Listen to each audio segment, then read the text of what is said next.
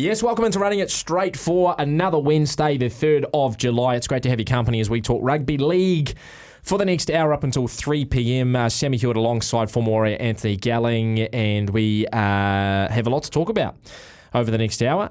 We will wrap the Warriors-Broncos game very, very shortly. The win over the weekend for the Warriors. We'll have a look ahead to the Bulldogs game this weekend, have a look at some of the other news and games around the NRL. Steve Price, the former Warriors legend and Bulldogs legend, is going to join us very, very shortly to talk about his time at both clubs, a little bit about how he thinks the two seasons are tracking for those sides, as well as the coaches, and how he managed to play 300 games in the NRL. I want to ask him about that because back when he did it, it was no small feat. Seems like it's like Oprah now. Everyone gets a 300th, but there was no wellbeing officers back then. No wellbeing officers like earning the big money, earning the six figures, Jello. But welcome in, mate. Another weekend of rugby league done and dusted. Round 17, and the Warriors with a win over the Broncos, 32 points to 16, which we did sort of predict last Wednesday. The Broncos without, of course, Payne Haas, Reece Walsh, and Paddy Carrigan following Origin 2.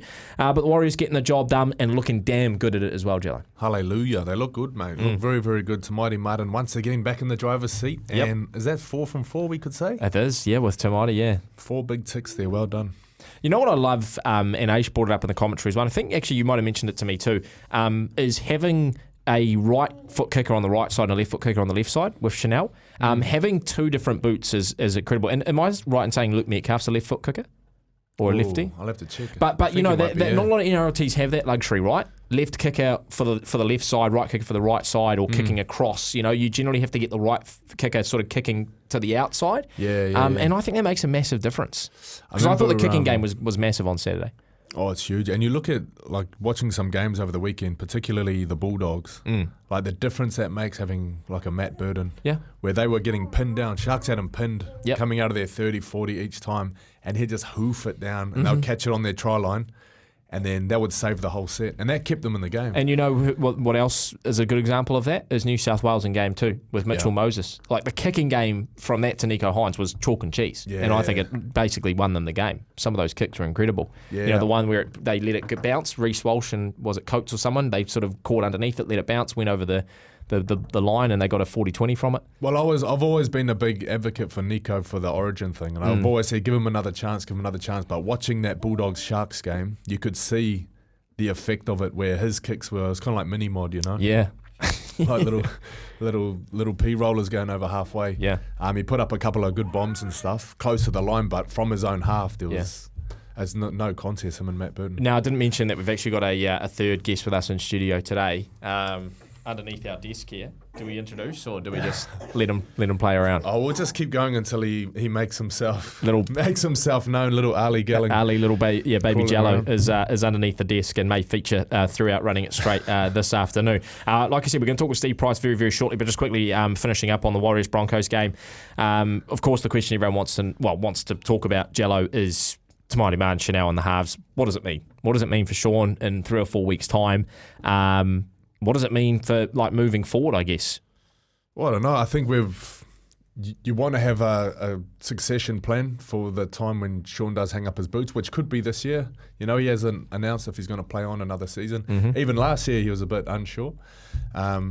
So I think if he was to move on, I think we've got a halves pairing that's good to go with those two. Still quite young, you know, very young.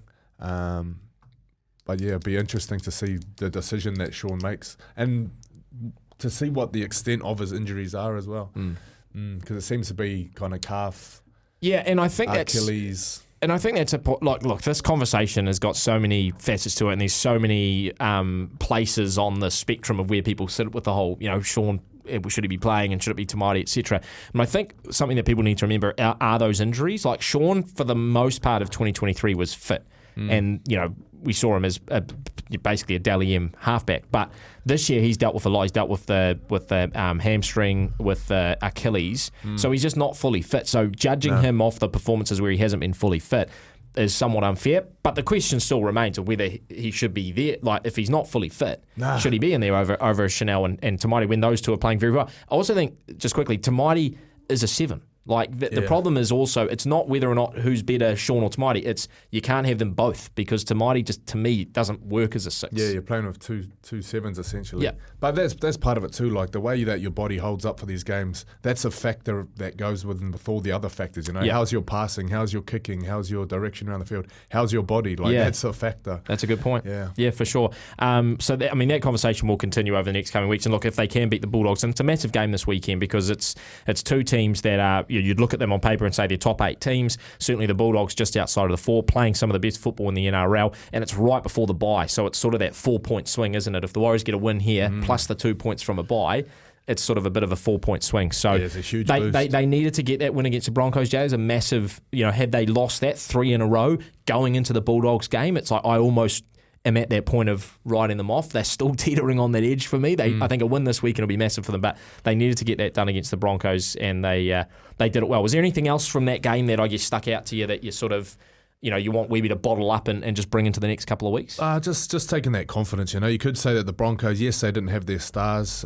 You looked at the way that they played to how they usually play. 0 offloads in that game. Usually when they get on the front foot, they throw it around. I think there was like one offload through the first 60 minutes. I mentioned it in the commentary. I looked at the stats, and there was like one offload through 60 minutes for both teams. Yeah. So I think Warriors finished with 3, Broncos had 0. So it was quite kind of close to the chess game. But we know the Broncos, when they are at their best, they get their nose through, and Carrigan, Haas, they always got that offload ability. So, the best of the Broncos, killed a lot of teams. So the best of the Broncos is yet to come, but we'll take that 2 points because we need it, and we'll get ready for when we play them next time. Yeah, and speaking of the next game, the Bulldogs this Saturday night, and right now we're going to welcome into the show a man that's well loved by Kiwi Rugby League fans and Warriors fans, Steve Price, who played 222 games for the Bulldogs, 91 for the Warriors, so over 300 games in the NRL. He joins us on the line now. Pricey, welcome in. Hey mate, how you going? Doing very well. Now, you were over here for Old Boys Day on the weekend for the Warriors against the Broncos, mate. Tell us what that was like, and I guess just reuniting with some of those familiar faces across the years.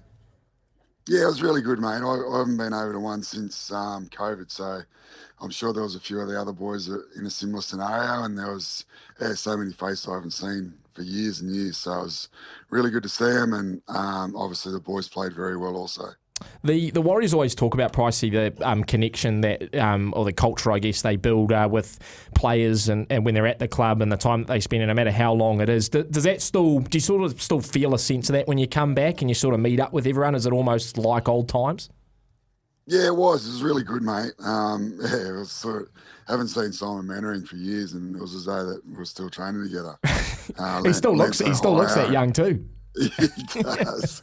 Lenzo Hire, all the boys, Sammy Rapira, it was really good. So, no, it is that type of club too, right? And they're those type of people. So, I think that's going to be like that for the rest of our lives. So, pretty good. Hey, it might have been the second Old Boys Day that you've had this year. I saw the 2004 Bulldogs team had their reunion earlier this year as well. Were you part of that one? Yeah, mate, I went down to that, which was really good, and obviously the Bulldogs turned it up that night too against the Roosters. They were on fire early and sort of just won in the end, but it was great to see those boys also. I mean, we've got something pretty special winning the comp that year, and there was the big names there too, which they're always pretty busy. Your Braithen Astors and Sonny Bills and Willie Masons, they're all doing all sorts of stuff everywhere, but they're all there, which is really good to spend some time with them as well. So we just got to get you along to every game, Pricey, and we'll get the win. That sounds like you're the talisman. Wherever he is, this home team's winning. Yeah, that was. I remember that game actually with Bulldogs Roosters. That was an absolute bloodbath. Was that when Dom Young got sent off first couple of minutes? Yep. Tedesco knocked out by kick out. That's right. You know what? Since that game, I feel like the Bulldogs have just been on a rampage since then. Whatever they found that night, I feel like, especially with their defense, have just really been, since that game, they've been on that trajectory into the top 4.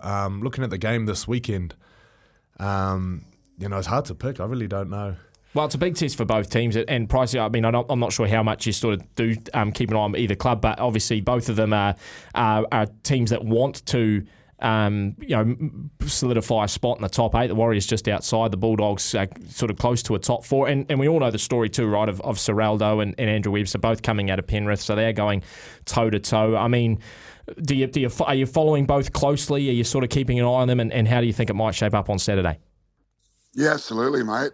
Follow both clubs very closely. And this is always a hard game because I sort of feel as though I can't lose, having so much to do with both clubs. So, obviously the Dogs, as you were saying before, Anthony, defending really well, and that's Cam's background. He's sort of come under a bit of pressure over his time at Canterbury, but he had an idea of how he wanted the team to play, and they're starting to play that way. It doesn't matter who's in that team. They're always defending well, and we all know the less points you got to chase, the more chance you have of winning. So that's going to be the key for the Warriors. The Warriors have been probably a little bit all over the shop defensively, letting a few too many points in, and no more than I suppose a couple of weeks ago when they let 66 in. So bounced back really well, but sort of the Broncos have been struggling a little bit also, going to their sort of 5th game in a row they lost. So it's going to be a really good test for the Warriors, but I'm sure Webby's going to have them prepared very well, and no better way after the way they played on the weekend. That gives them a bit of confidence, and hopefully they'll be able to build on that and come into the game with some confidence. And the Doggies, they just keep on winning the games that you don't think they're going to win. I didn't tip them last week, and they come through and found a way, and they've got some players back this week, so that's only going to bolster them. But doesn't seem to matter who Cam's got in their team at the moment. They're just all sticking together and defending their little hearts out and winning close games. Yeah, well, people are saying that they've kind of rekindled this Bulldog spirit, that something that we saw in 2004. From your own experience, from the time that you spent, a decade that you spent at the Bulldogs, what was it like when you started it in '94, and what was it like when you left in '04? Yeah, well, it hadn't changed. It was just the players that had changed, but this is still the way that the club sort of went about things. They're always a club that really prided himself on fitness and mental strength, and also being defensive. And then we had pretty talented players who could play a bit of footy, so that helped. We probably played a bit like how Penrith play currently. There's sort of stages of the game where we just go with teams, but we'd always, tip on and make teams move around a bit. And then around the 20th minute, that's when the game would open up. And I see sort of similarities with how Penrith play. They sort of build their game the first 20 minutes, and then the game sort of starts to open up. And now a lot of other teams are sort of copying that or understanding that. And you see the Cowboys were able to stick with them for a majority of the game last week, and then, lucky enough to get the win. So, it's a great sort of method if you can do it, but you've got to be very mentally fit and very, also physically fit to be able to do that. And that's where probably Canterbury are starting to get to. I'm sure Cam's pretty happy with how they're going, but I'm sure they've got a fair way to go to where he wants them to go. Yeah, and I guess there's been I don't say pressure, Pricey, but Cam certainly last year was spent the year, maybe cleaning it out and getting the players he wanted in and building that team nicely. I think we really see the fruits of the perseverance and the determination this year. How do you think the club's set up really to move into the future, if not this year, over the next couple of years? They've sort of gone for that Penrith model, haven't they, of bringing a lot of young guys through to set up the club for a number of years forward. Do you sort of see it that way, that they're building for maybe long-term success as opposed to the short-term? Yeah, well, they are. Gus is big on that, and he was sort of the man that sort of set Penrith up in that regard with all their juniors. But he's doing that at Canterbury. I think the Dogs have gone pretty good in their Flegg and SG Ball and Harold Matthews over the last few years. So that's the future of the club, and they can hold on to those players that are coming through that are doing really well. Then that's going to help. But the hardest thing at the moment with the comp, mate, is all the big names aren't available. So the Bulldogs, Cam wanted to make some changes last year, and he probably wasn't able to replace them with the players that he would have liked to have been able to bring in. So then they brought in a lot of those utility type players, and he's got a sort of certain type of person, I'd say, more than actual player. They're very tough, very resilient type players, team men. All of these players that he's brought in, Connor Tracy's, and, you just keep on going through them, Kurt Manns, they're those type of player. And he really trusts those type of guys. And when a name does come up, I'm sure they'll jump on it, just like Satili Tupanua. I think they signed yesterday on 4 years. So that's the hard thing with the NRL at the moment, and that's probably the only question I've got if we expand it to 20 teams. We're sort of struggling at the moment. Some of those big clubs are, keeping players, and, you guys were really fortunate. I think it was one of the greatest signings the club's ever had to get James, Fisher-Harris. I think what a great signing, but he was already signed with Penrith and wasn't really available. And, crazily enough, it was his decision that he wanted to go home, which is great. And they were able to work out a deal, both clubs. And I've got to commend both clubs for doing that, because it's great for the Warriors and really shows, what Penrith are about as well. So that's the hard thing at the moment with the comp. But, you can't get the player you want. You've got to make the best with what you can get. And, Webby's the same, mate. When you come in as a new coach, you've got a type of style that you want to play and a type of player that you want. And you can't always do that straight away, because you've taken over what the previous coach wanted to do. And, they're both getting to the stage where they're starting to get their team, which is exciting for all fans of both clubs. Yeah, and I guess for Webby as well, having to do, and look, all coaches, but Webby in particular has had to deal with a lot of injuries. So you talk about, getting the players he wants and the style he wants, and it's hard to do that when those players are not on the park and you're having to, constantly make those changes. You talked about, the fitness of the Bulldogs and that sort of that mental strength as well. I always like asking Pricey, players that have played over 300 NRL games like yourself, what's the hardest thing about playing 300 games? Like, is it just the physical toll of doing that? Is it the mental side of things for you? Like, what was the hardest thing about reaching that 300 milestone? Well, mate, I was the 11th player to do it, and that was in just over 100 years, right? And then since then, so that was in 2009, I think, 8 or 9. Mm-hmm. Since then, I think we're up to like 45 or nearly 50 now. So, in 100 years, we only got 11, and then in not even 10 years, we've got another 30 or 40. So I definitely think the way the game has gone, the professionalism of the game, players are now focused on, their actual career in rugby league rather than, when I first started, you had a job, and then obviously before me, it was almost not part-time, you got paid, but you had a job and, you trained a couple of times a week. But I think with the professionalism of looking after players and, particularly with how many Ks are in their legs, we used to run Ks and Ks and Ks because that's how their psychology was. The more you run, the longer you're going to last. Whereas now you've got, GPSs on you and they gauge how many Ks you've done. As soon as you hit a certain number, then they just take you straight off the field. You won't do any more.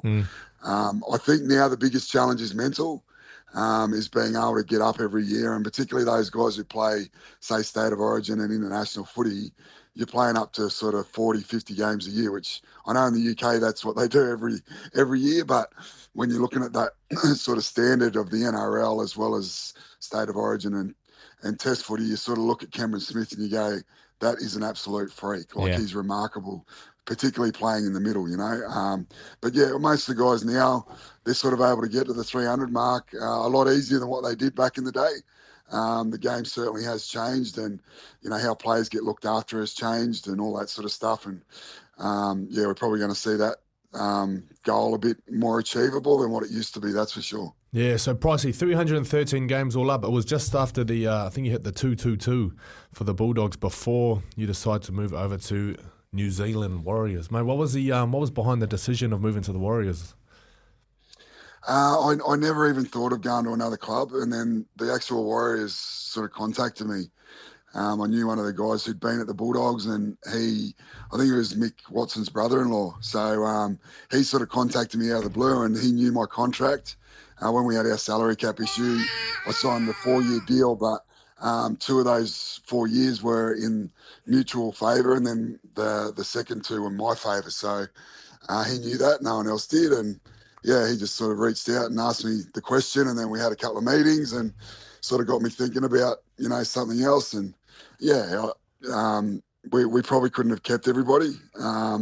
So there was me, I think Hazem and Jonathan Thurston, who was still off contract, and basically 3 didn't go into into the cap that we had. So we either would have had to play for nearly nothing, or someone would have had to leave. So it was me and Jonathan that left, and has stayed. And yeah, it was, mate, I got to say, I thought it was going to be all about footy.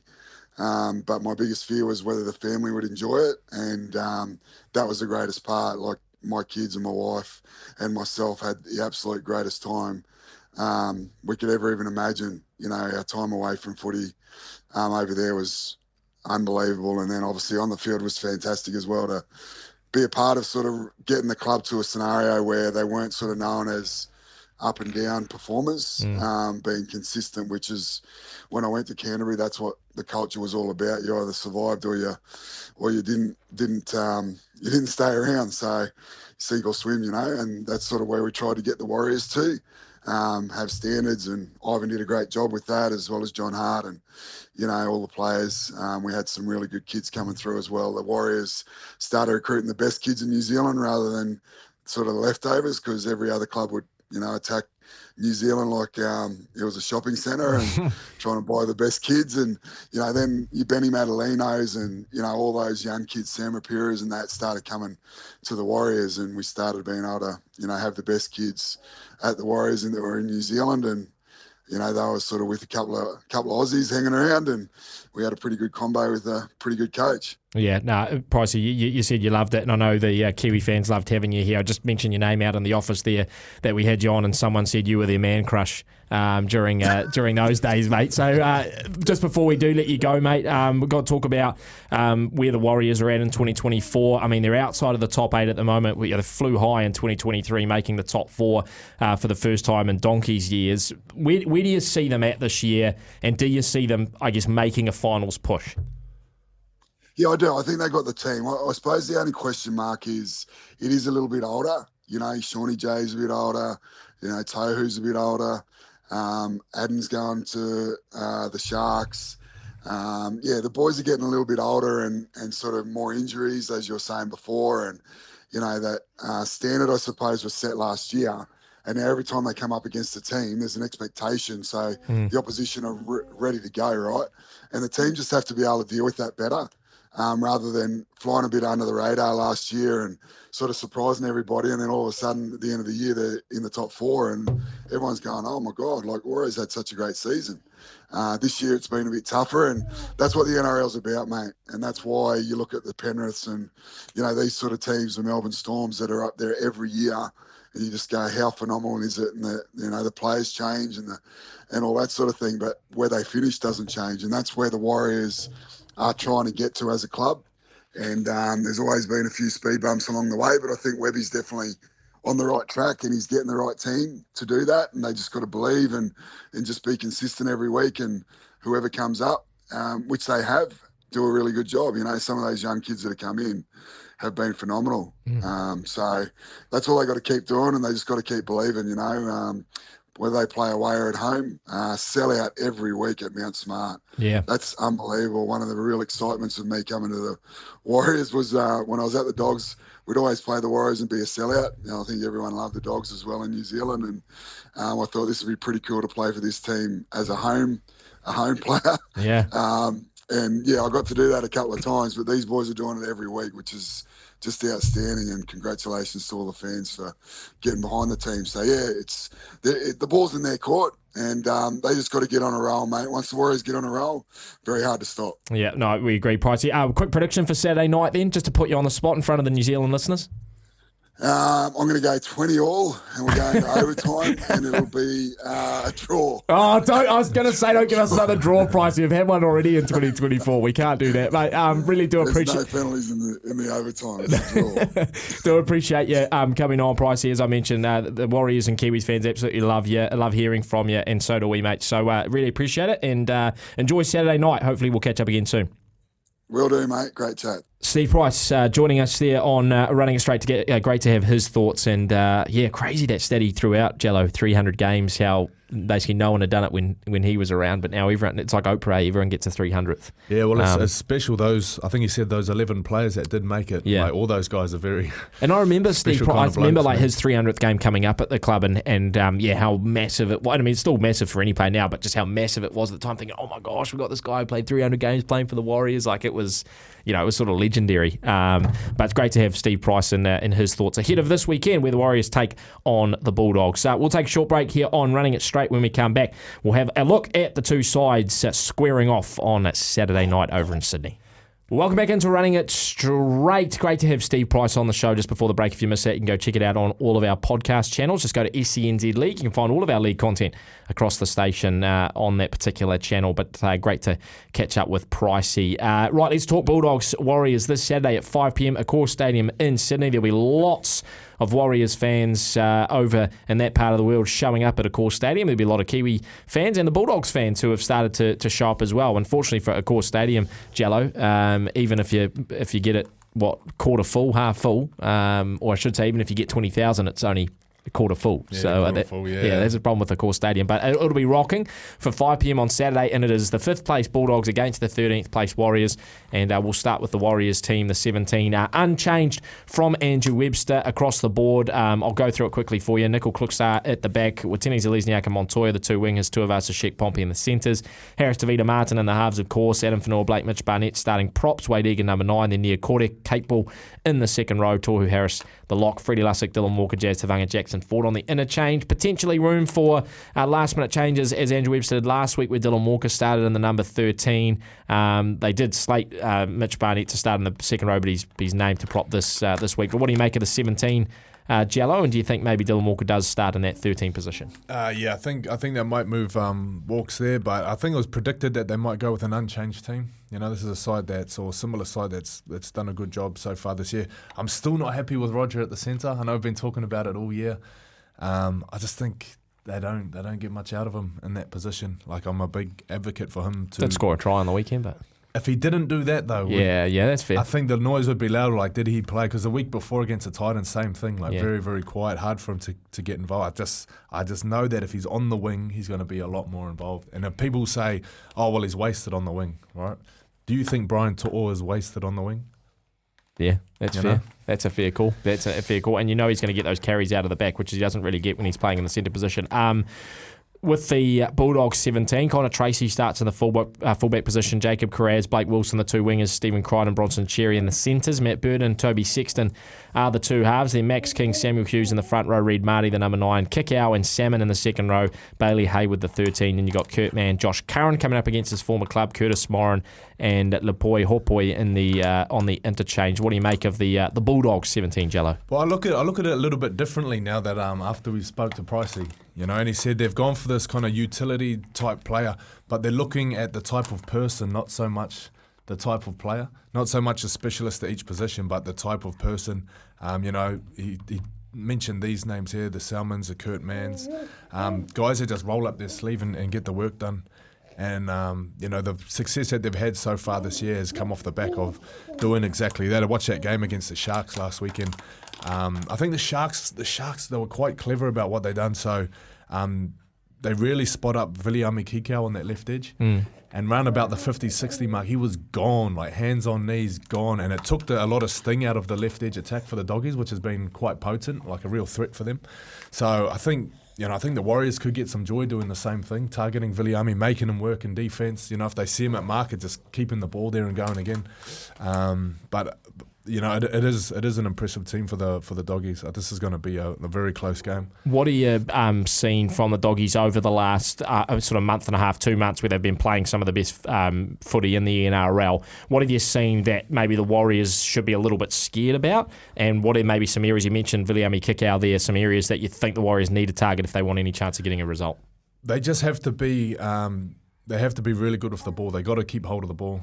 Because that's the way that the Doggies are playing. Even if their sets aren't great in attack, they can kick long and then just D up. So if you can't get out of your half, if you can't get off your try line or out of your 40, if you turn the ball over there, that's where they get their opportunities to score, and that's when they go to that left edge and try to score some points on you. If you can keep hold of the ball and keep returning serve, kick it back down there, you give yourself the best chance. Stephen Crichton going up against Tuivasa-Sheck, that's going to be an awesome matchup, both attacking and defensively. I mean, I think Stephen Crichton's the best defensive centre in the NRL at the moment. I agree. I agree with you, and I think you know, to see the best of Rog, it's going to take, you know, a matchup like that. I can't wait for that one, man. It's going to be crazy. Baby Ali in the studio with us at the moment, Baby Jello. And I feel sorry for the next person who's got to put those headphones on because he is having a field day, chomping down on the foam. Take those ones home. That little memento from the studio. Right, Jello, prediction then for Doggies Wars Saturday at 5 p.m. Oh, you know what? I'd love to say Wars get this one, but I think this is going to be one of the toughest games this year. Like the way that the Bulldogs are going, playing away, you know, they're going to have to bring their own atmosphere to that stadium. You know, it's not a sold-out Mount Smart. It's not Suncorp. It's not Gold Coast where they have a big following. You know, that didn't go well. But, but they are going to have to really get up for this. I'm predicting that the Bulldogs win it in a tight one, but I'd love to see the Wars prove me wrong. And it's a tough one, Jello, because like I said before, I think this is really pivotal for the Warriors season. If they can get the win, that's 2 points, obviously, with the Bulldogs, 2 points with the bye the week after, so 4 points spin. But if they drop this one of the Bulldogs, it puts you in very tough territory heading into that back end of the season. And I've mentioned this every week for the last couple of weeks. People talk about that easy run home. It isn't easy anymore. It's got the Bulldogs, it's got the Seagulls, it's got the Sharks, and it's got the Dolphins. So, you know, it's not a walk in the park for the Warriors as they head towards round 27. I'm probably in your camp in that I feel like the Bulldogs are rightly favourites in this one, and you know, if I had to bet with my head, I'm maybe moving towards them. But I do think the Warriors, if they play how they did against the Broncos, there wasn't too much to fault with that performance. If they play how they did against them, fix up that sort of middle 40 minutes, bring some good energy off the interchange, I think they can go toe-to-toe with them, and I think it can be close. Steve Price said a 20-all draw at full-time. I don't mind this game, you know, the idea of this game going to Golden Point. That does, you know, that feels like it could be that sort of game. So, TBC, I'll go Golden Point, or I'll say the Warriors win with a field goal. I'll say they'll win with a field goal. I like that. It'll be low scoring. I think it'll be low scoring. Both, the Bulldogs are defensively minded. Yes, they've got good attack, but they generally beat teams by, you know, keeping the scores low and getting into the grind. Yeah, I think so. But then this could be one of those games where, you know, Warriors score 2 tries early and then score again, and then it's, you know, 20-0 at half time, and then it's just our day. Wow, I'd hope so, Jello. I'd hope so. That happens. You see games like that where you're predicting a tight one and then they just absolutely step up. I think the best thing the Warriors got going at the moment is 2 running halves. Yeah. No, I do agree. And I've actually just, funny enough, after you talking about Roger, I've noticed a story on the NRL website saying Warriors coach Andrew Webster concedes things haven't gone to plan with Roger Tuivasa-Sheck's move to the centres and isn't ruling out a switch to the wing in order to get him more involved.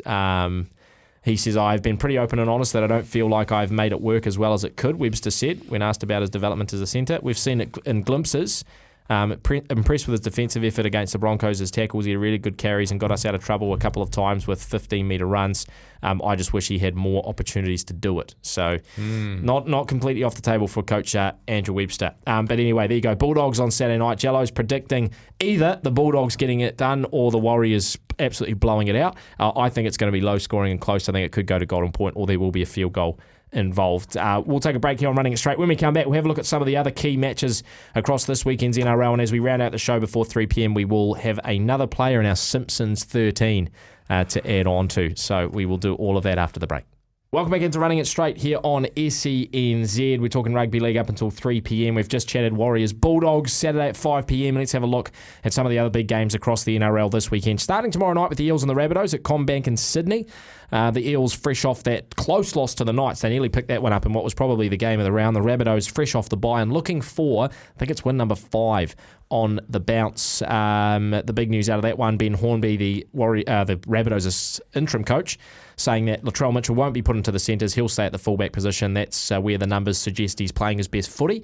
What excites you the most about tomorrow night at 9:50, Jello? I don't know how we can say the numbers suggest that's where he plays his best footy, because what numbers are you comparing to? If he's only played fullback this year, how would you know? What numbers would you be comparing to if you haven't given him a chance? That's a good point. What I will say, Jello, is, and I've brought this up a couple of times on Brekkie, Scotty Sattler, after Origin 2 last Wednesday, talked about Latrell and moving from fullback into the centres for Origin, and said, in Origin, it works well because he's got players either side of him that are stars, and he can unlock them and they can unlock him. At South, he's the number one guy. And if you put him in the centres in the back line without the help around him and he feels like he has to do everything on his own, then Sats was saying that he feels like he'll struggle. Is at fullback, he has the ability to sort of be the guy at the back or making the big calls. The only thing I would say to that is, to your point, where are the numbers that suggest it won't work in the centres for Souths? But it's the decision Ben Hormey's gone with. Well, how do you see this one playing out? Because the Rabbitohs are on a charge at the moment and looking for a top 8 position. The Eels are trying to avoid the wooden spoon. Yeah, I don't know what it is about the Bunnies. It's just absolute, like, real fire in their belly at the moment. Jack Whiten at the 6. See, that's why I think Latrell could go all right at centre. Jack Whiten at 6, Cody Walker at 7. Mm-hmm. You know, I've been, since the start of the year, I've been waiting for Jack Whiten to move to the 6. I knew it could bring on some difference, but the Eels are struggling, man. The Eels are awful at the moment. Yeah. A couple of games where, you know, I thought they'd beat Knights, to be honest. I tipped them. I thought they'd win that game. I thought they would too, and they had every opportunity to do so. You know, there was a time when Brad Arthur had gone, Mitch Moses came back. Usually you see a team with a new kind of energy and resurgence. That lasted one game. Yeah. They picked up the win and then got beat. They should have really beaten the Doggies a week after that, which they failed to do. And then, from there, it's just been struggle street. What are you picking then? I'm going to take I think the Rabbitohs get it done. Okay, at CommBank, I think the Rabbitohs could blow them out, but I'd love a close game to start off round 18. The big game on the Friday night is the Broncos-Panthers, 10 p.m. It's a rematch of the grand final. Broncos bringing in all of their origin stars, Paddy Carrigan, Payne Haas, Reece Walsh. Corey Oates comes back in as well. Corey Pax and Blake Moser in the extended squad. For the Panthers, they welcome back Brian To'o, Dylan Edwards, Jerome Luai, Liam Martin, Luke Summerton. They shock lost to the Cowboys last week, but they've got all their origin stars back. And this one's going to be a cracker, Jello, because I feel like it's the first time in a long time the Broncos are near full strength. Still no Adam Reynolds. And the Panthers, apart from Nathan Cleary, are pretty full strength as well. So this will be a cracker on Friday night in Brisbane at Suncorp. Yeah, I feel like Brisbane without Adam Reynolds have still struggled this year. They haven't been the Brisbane that we saw last year. Mm-hmm. Whereas the Panthers have kind of found a way without Cleary to get the job done. It's a bit hard to pick, Even last week, I thought the Panthers they had a couple of debutants coming through, but they got absolutely cleaned out by the Cowboys, I believe it was. It was, yeah. And didn't expect that coming. A very wasn't a performance that's like them, but I think those Origin boys will be definitely welcome back, but hard to pick. Yeah. What do you reckon? Really hard to pick. I think I'll take the Broncos just purely on home advantage. I think they play well at some point. I really don't know. I feel you.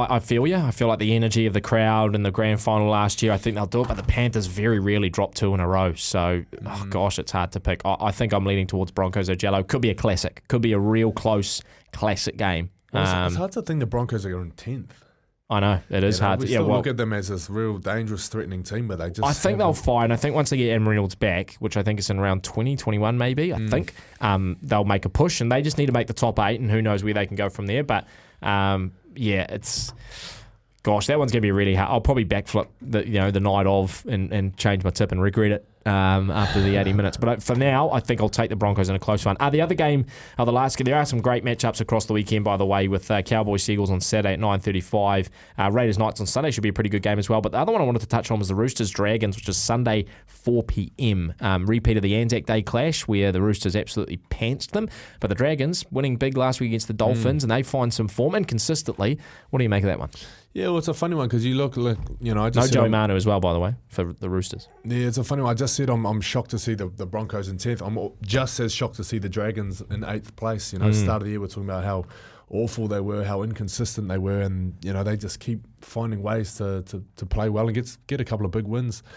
I think whatever little combinations they're trying to build now seem to be working. Every time I watch the Dragons. To be fair, I don't like watching the Dragons. A lot of times they're not a sexy team. I might watch the extended highlights of this one, but when I do, Tyrell Sloan just seems to be killing it, man. And Zach Lomax, he's the same.